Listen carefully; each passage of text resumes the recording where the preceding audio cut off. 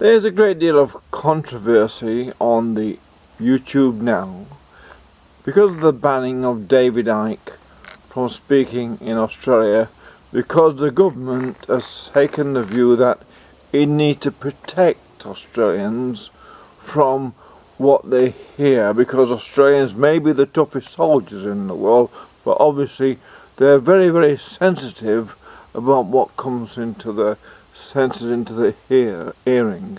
They don't want to hear things that may cause them traumas, or not be able to sleep or something like that, or maybe not vote for one of the two major parties. But you see, there are lots of views of why David Icke is banned. But really, when you want to look at the actual truth of the matter and put politically correct as your guide, and certain other aspects about the country of Australia, you have to then look at it more rationally in context to the parochial culture that basically runs the place. Well, the fact about Australia is, one, David Icke was becoming more and more popular amongst the people. Then that would have alarmed the people in Australia who run the place, the authority, whose job it is to control who can or who cannot be popular. They certainly make sure as quickly as they can that someone is unpopular if it's deemed that they should no longer be popular, by demonising them somehow personally in some way. Or if someone is suddenly going to be popular, they'll be suddenly deemed to be popular regardless they're obnoxious little sods or whatever. Nonetheless, they're promoted as popular, because the popularity in Australia is determined by the authorities, not by the actual talent or ability or experience or what the person has to say. You see, because the government itself and the Labour Party aren't very popular at all, regardless they have the majority of the vote. That does not mean they're very popular amongst the majority of the people. It's just that there's very little else to vote for most of the people. And that is a sort of a... So they think, oh, we've got 40% or 30% or 8% of the people want us. Actually, not really, because if you look at 38% of people might want the Liberal Party, well, that means what?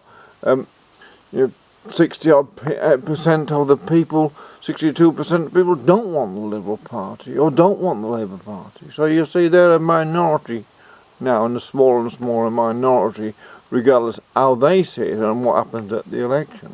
But the other reasons that David Icke never got a visa to speak in Australia was because, one, he wasn't gay, he wasn't a Muslim, he wasn't black, and he wasn't Marxism. Now, if he'd have been any one of those, if he'd have been gay, well, although they've gone against gays these days who speak up against feminism and stuff like that, but if he'd have been a Marxist Muslim, then no doubt he'd be welcomed with open arms on the ABC a few times. Certainly he would have been on Q&A, and certainly he would have been a celebrity within no time amongst the Australian media circuit because of his Marxist Islamic views. Because in Melbourne the same government's banned David Icke, has allowed visas for people to promote Marxism of all things, which is a totally proven failed over and over again. And all Marxism has done is it's caused hundreds of millions of deaths, far greater than Hitler did with the Jews. Marxism itself, and let's face it, Marx was a Jew, and the Jews had much to do with the Bolshevik Revolution in Russia, which ended up with killing lots and lots of people. But we don't want to mention that, because it's politically incorrect to do so. And all, the reason that Icke, when you have to analyse truly and truly why Icke was really banned from Australia, he was becoming more popular, not because of his views on any particular subject.